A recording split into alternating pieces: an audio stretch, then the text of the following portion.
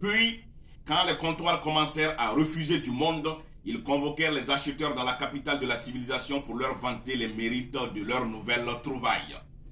Chers civilisés, nous sommes fiers de vous.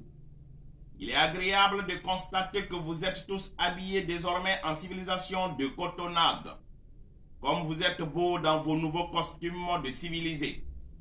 Mais il vous manque quelque chose. Des montres.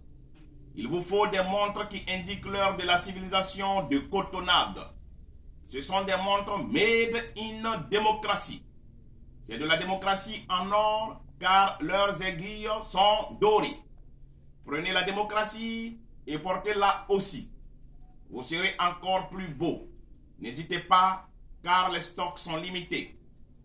Ma chère Diatou, ces exportateurs de civilisation reconvertis en promoteurs de démocratie ont l'art de se faire passer pour des disciples d'Emmaüs.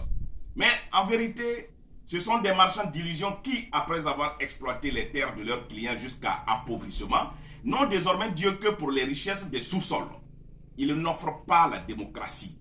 Ils la vendent et obligent à l'acheter.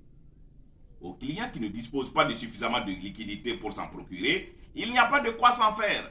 Ils consentent des prêts pour en financer les premières opérations. Mais en retour, ils réclament un remboursement en nature avec intérêt et principal.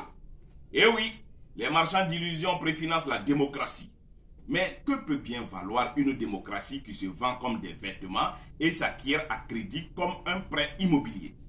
La réponse leur importe peu. Ils n'en ont que faire.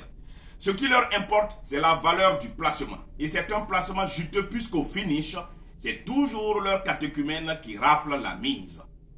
Ils ont privatisé la démocratie. Ils ont bâti une société de privilégiés. Dans cette société, l'engagement n'est plus un idéal. C'est un gagne-pain. Notre monde est en pleine régression.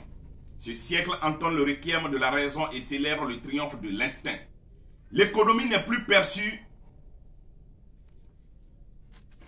à retrouver dans